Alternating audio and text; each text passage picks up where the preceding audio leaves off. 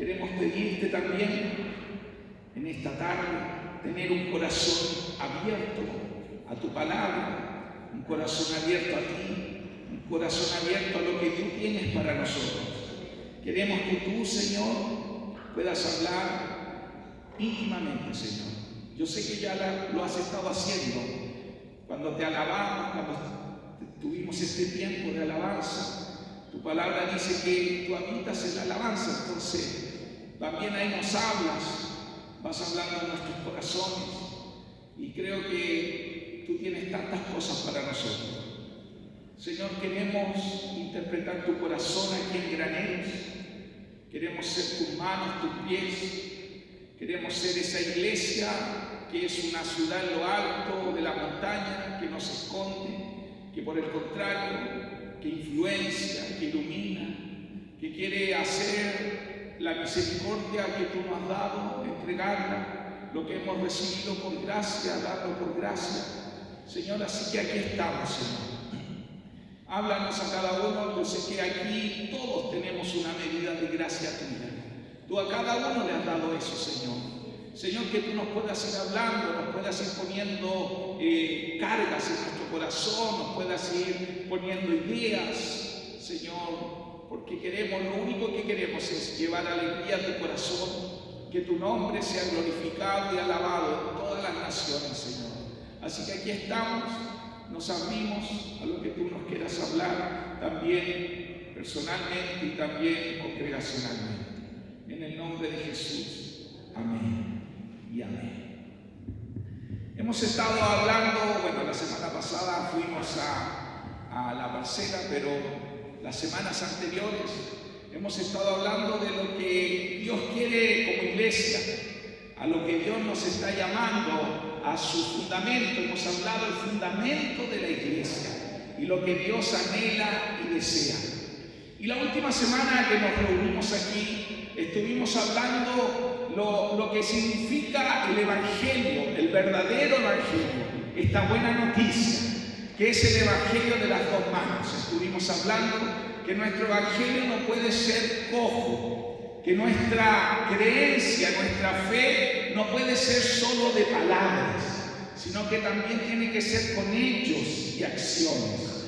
Por eso el Espíritu Santo quiere venir a nuestra vida, para que nuestra vida dé fruto de carácter, fruto en nuestro ser, pero también viene para capacitarnos, para hacer luz y alumbrar, y que sus milagros también muchos lo puedan conocer. Dios quiere usarte, ¿sabías eso? Le puedes decir al que está al lado tuyo, el Espíritu Santo quiere usarte. Díselo con fe. Quiero usarte.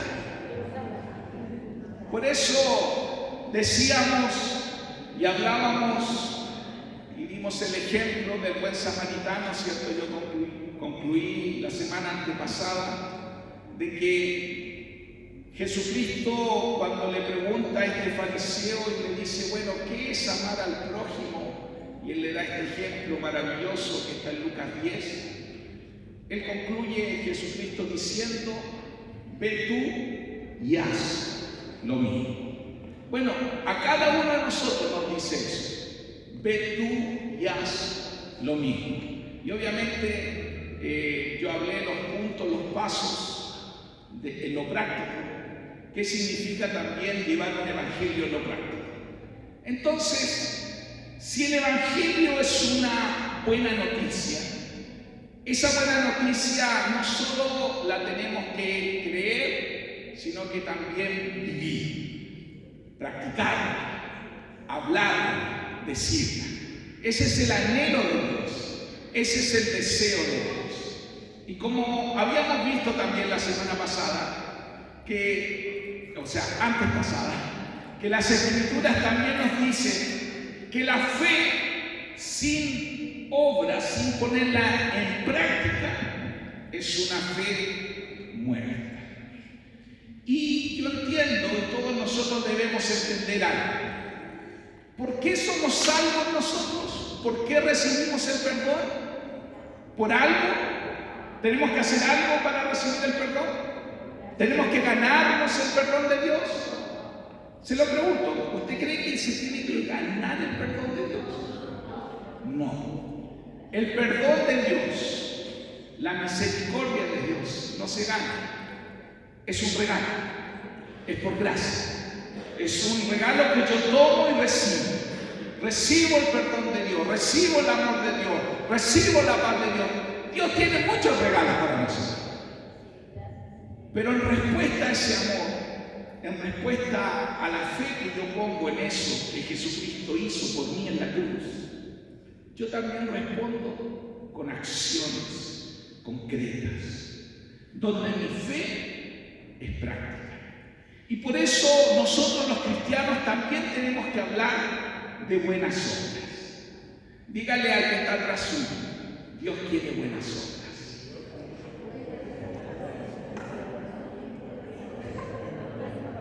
Quizás nosotros no tenemos tanto prejuicio al hablar de buenas obras. Bueno, en muchas congregaciones de hermanos cristianos evangélicos existe mucho prejuicio de las buenas obras, sobre todo los que vienen del mundo católico conocen, porque en el mundo católico se habla mucho de la buena obra y casi que por las buenas obras tú eres salvo.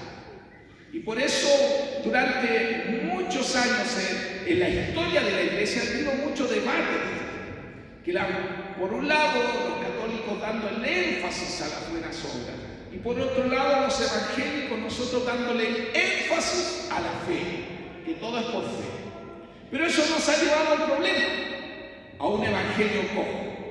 Por un lado nosotros los evangélicos, la fe, solo la fe, y nos olvidamos de la práctica, que es el otro pie, las buenas obras. Y por otro lado, hay muchos católicos que solo las buenas obras y la fe les da lo mismo. Entonces, por eso hablamos que el evangelio es práctico.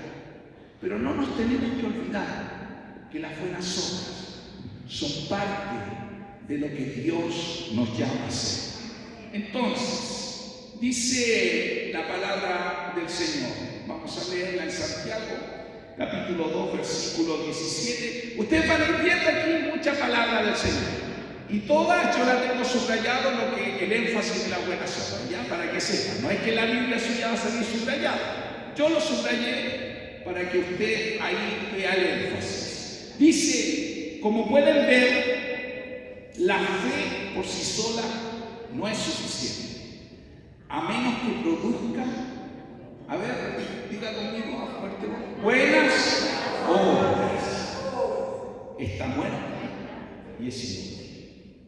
Por eso es muy práctico que aquí la palabra del Señor nos vaya a hablar. Mi fe, tu fe, si no produce buenas obras, está muerta, es inútil. Por eso vivir el reino de Dios, vivir el evangelio del Señor, vivir lo que el Señor nos está llamando en este tiempo, y por eso estamos abriendo iglesias en casa, porque queremos extender la misericordia de Dios. Y esto nos lleva a que nuestra fe tiene que ser práctica.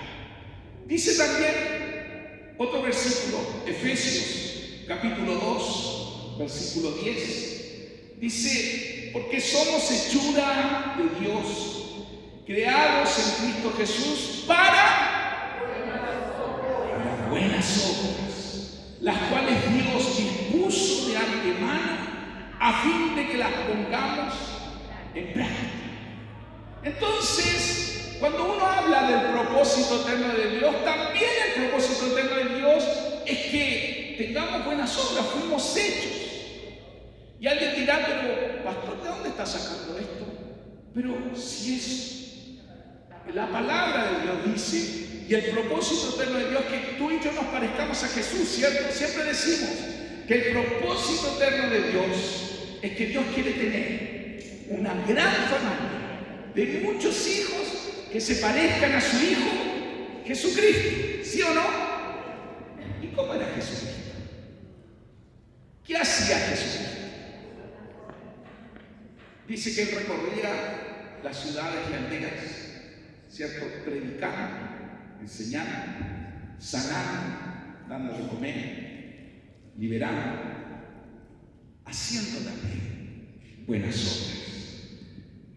Somos hechuras de Dios, creados para buenas obras. Dice también Tito 2:14. Él dio su vida para liberarnos de toda clase de pecados, para limpiarnos y para hacernos su pueblo, totalmente comprometidos a hacer buenas obras. ¿Para qué Dios te perdonó? Uno a veces piensa que Dios nos perdonó solo para venir un día domingo quizás a sentarnos a una congregación. Pero en realidad Dios pensó en ti y en mí para que este mundo le conociera. ¿Y cómo le va a conocer este mundo? Si no es a través de ti y de mí, pero extendiendo las manos, haciendo buenas obras, practicando el cristianismo, practicando el amor. Y también dice Tito en el capítulo 3, versículo 8, dice: este mensaje es digno de confianza y quiero que lo recalques para que los que han creído en Dios se empeñen en hacer ¿qué? Buenas obras. Esto es excelente y provechoso para todos.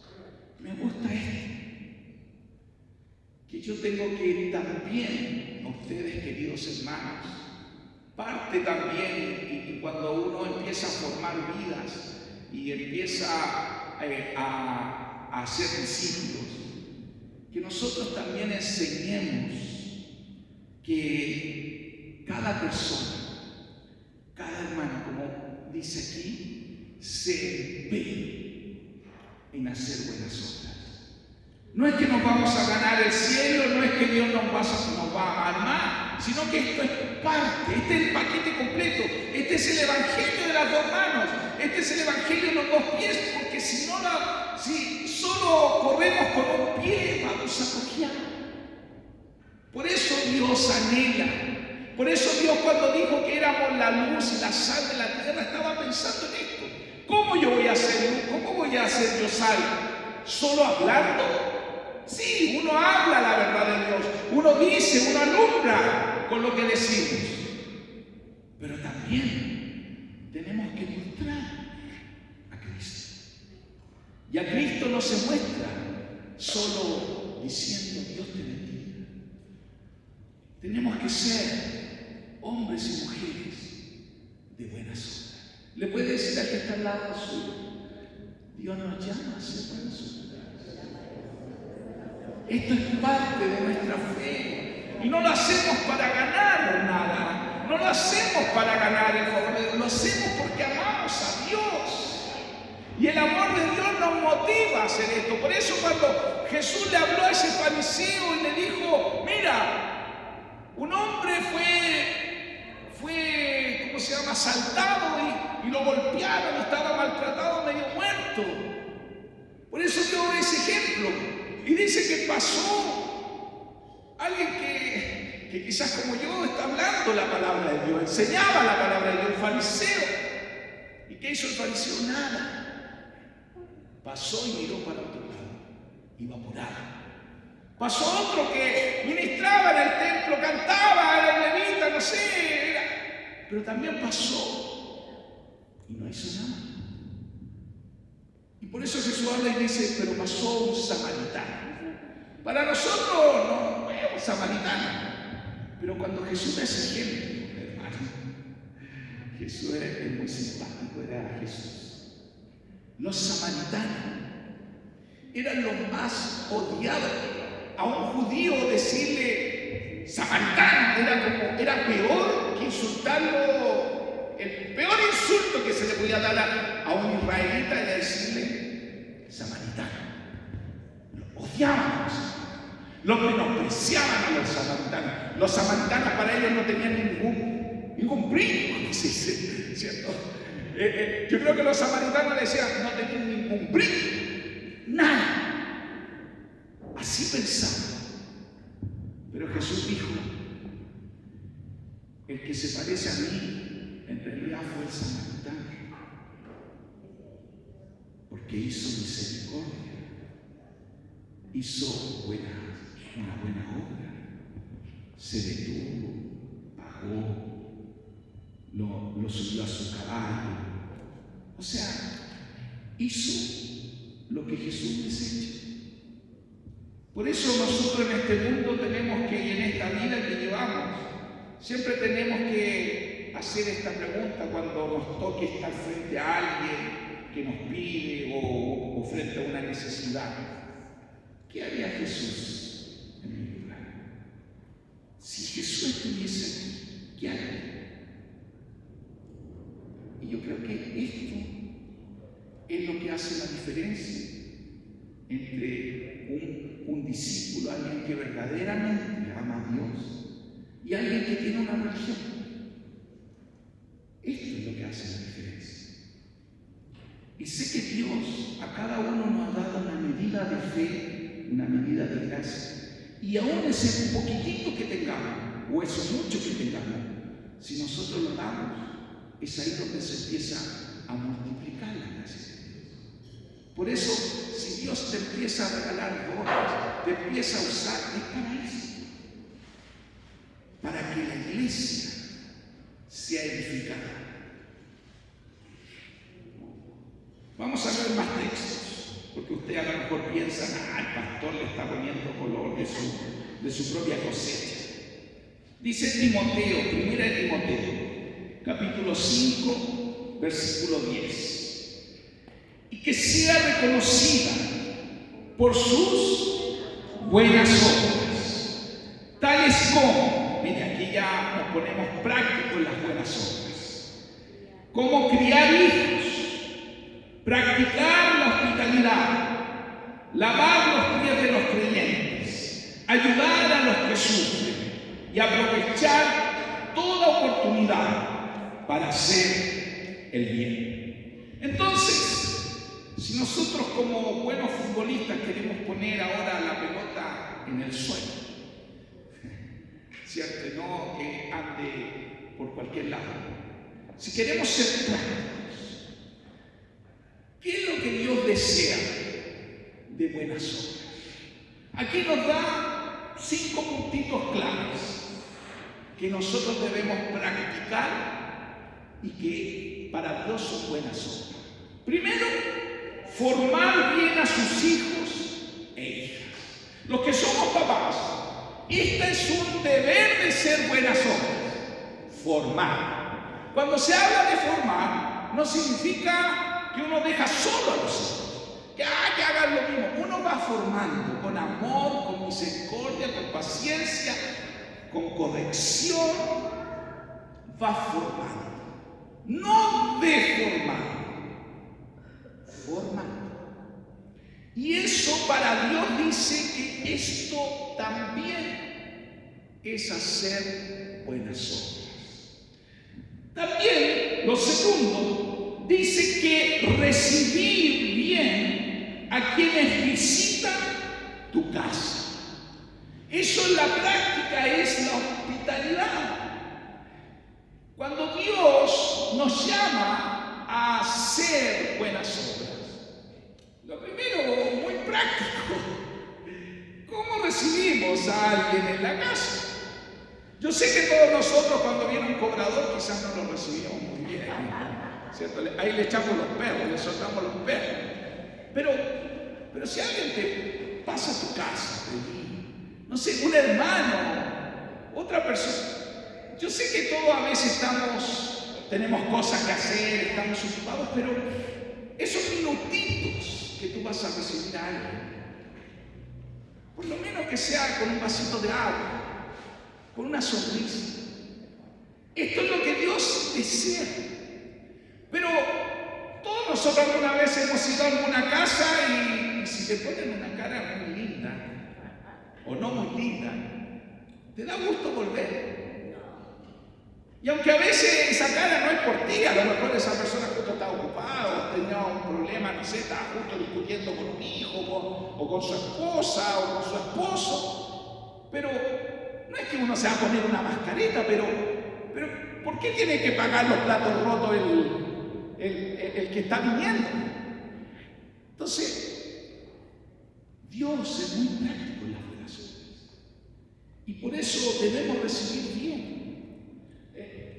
Antes nosotros cuando hacíamos retiro, bueno, en Rancagua, había una costumbre muy buena que teníamos, que era la de hospedar a todos los que venían de retiros. Y esto era muy práctico porque cuando uno, claro, está en un retiro y todo, tiene que ceder su cama, tiene que apretarse más porque uno está hospedando, pero qué lindo es. Y creo que entre nosotros también, hermanos, de una u otra forma, a veces debiéramos practicarlo.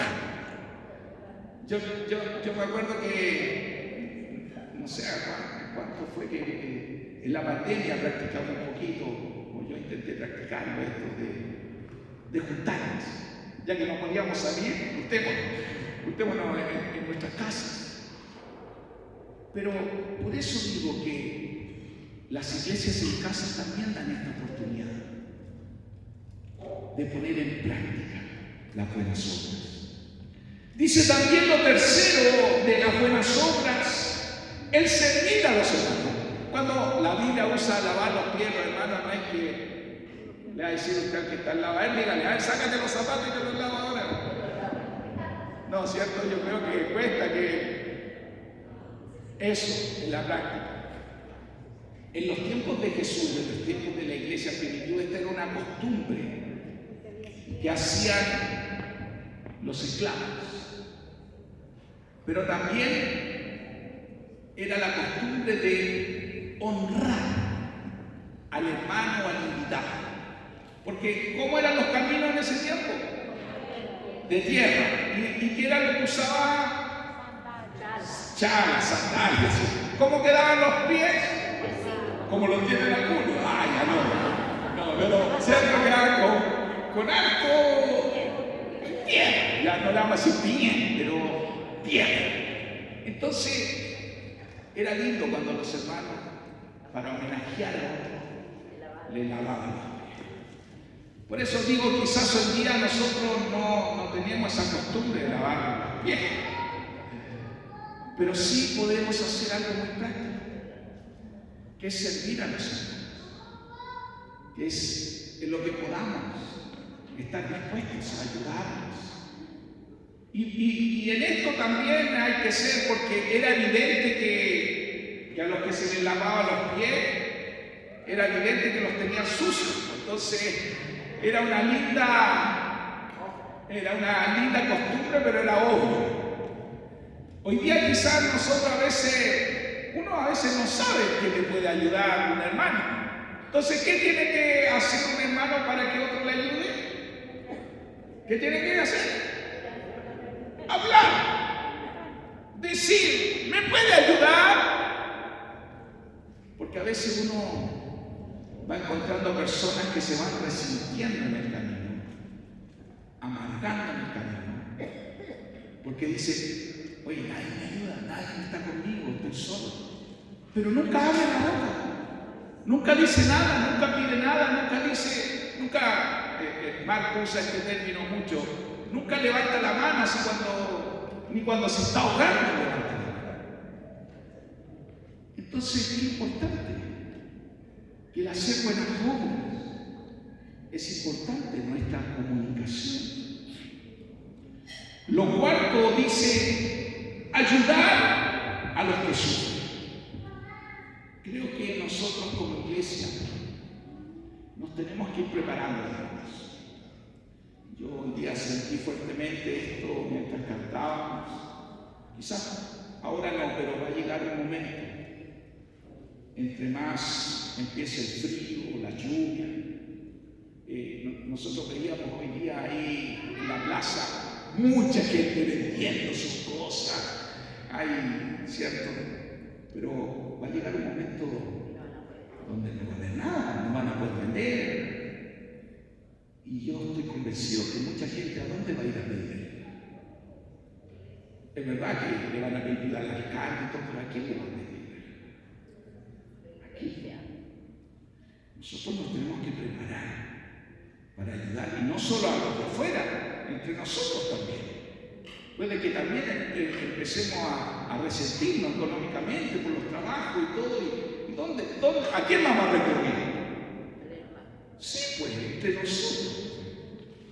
Pero tenemos que estar ya atentos, porque tenemos que estar con esto en nuestro corazón, que Dios nos llama a ayudar.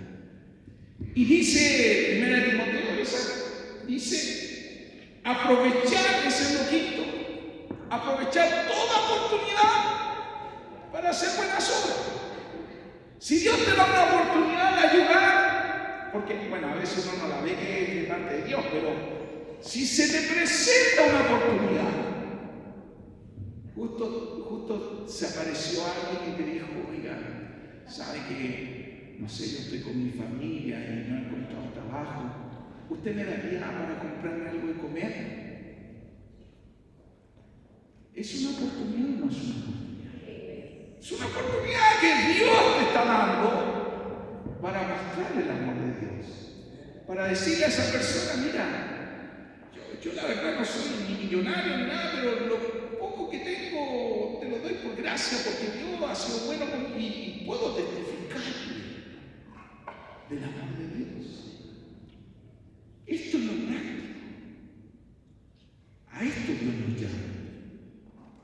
También dice en 1 Timoteo 6, del 18 al 19, dice, diles que usen su dinero para hacer el bien. Deberían ser ricos en buenas obras, generosos con los que pasan necesidad y estar siempre dispuestos a compartir con otros. De esa manera, al hacer esto, acumularán su tesoro como un buen fundamento para el futuro, a fin de poder experimentar lo que es la vida verdadera. ¡Qué palabra! Repita conmigo, deberían ser ricos en... Oh, los demás están durmiendo, vamos. Deberían ser ricos en... buenas obras. Estamos hablando que este es el evangelio práctico de las buenas obras. Y estos versículos dicen que debemos, yo veo aquí 4 principios básicos, que debemos usar el dinero para hacer el bien. Tenemos que usar el dinero, lo poco, lo mucho que tengamos para hacer el bien. Lo segundo, debemos ser generosos con los que pasan necesidades. Lo tercero, debemos estar dispuestos a compartir con otros siempre. Lo poco, lo mucho que tengamos, estar siempre dispuestos a compartir. Y lo cuarto, haciendo esto que dice, experimentaremos la vida verdadera. ¡Wow! Pastor, me siento con poca vida. Me siento que no da la vida verdadera. Mire qué práctica. Sea generoso y va a experimentar la vida verdadera. Su fe no se va a enfriar. Usted no se va a secar. Realmente va a poder experimentar esta vida verdadera que Dios nos ha llamado. Dice también Hebreos, capítulo 10, versículos 24 y 25. Dice, pensemos, wow, aquí súper práctico.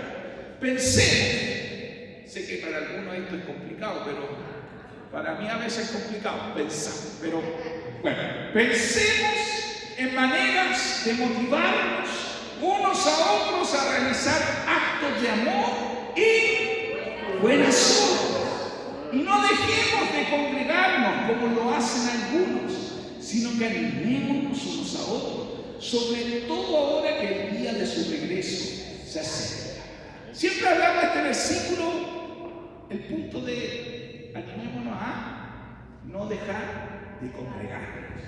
Pero en realidad es parte de este versículo, animándonos. A ver, tome al que está al lado y con un buen remesón, pero un remesón lindo del Señor. Dígale, hermano, te motivo a hacer actos de amor y buenas obras.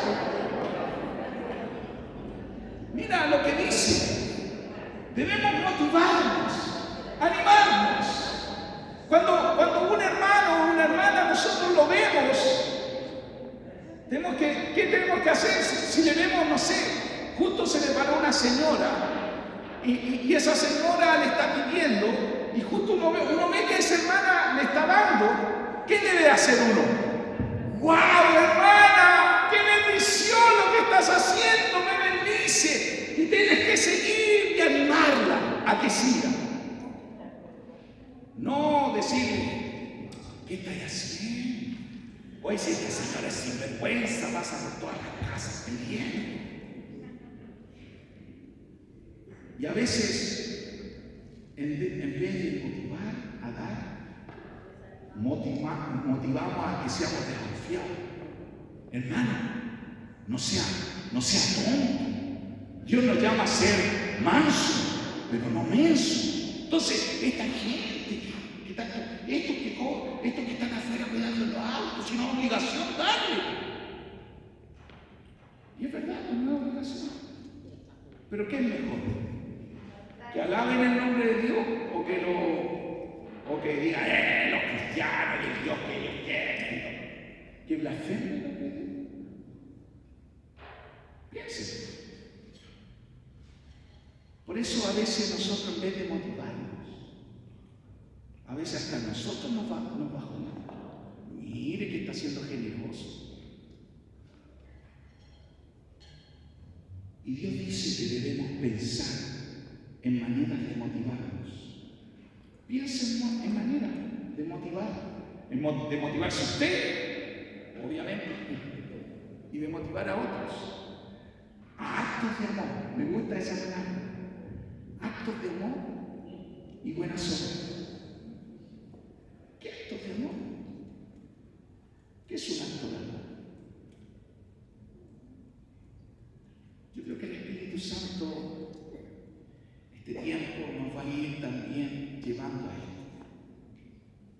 A veces no nos podemos quedar solo en el carisma sin lo práctico. Yo no voy a ir a llevar una liberación a alguien para que se arrepienta y el demonio salga, sino es porque yo quiero que esa persona se anime. Y por amor me voy a acercar y si Dios me usa en liberación, maravilloso.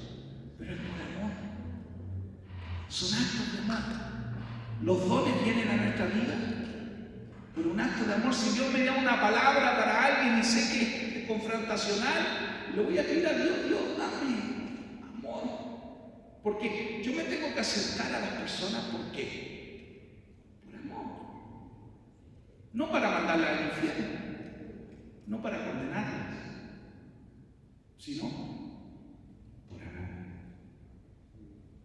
Y por supuesto, también es una buena obra animarnos a no dejar de congregarnos. Esto también es buena obra. Cuando yo animo a otro, cuando yo le digo, no le digo, oye, andáis por Egipto.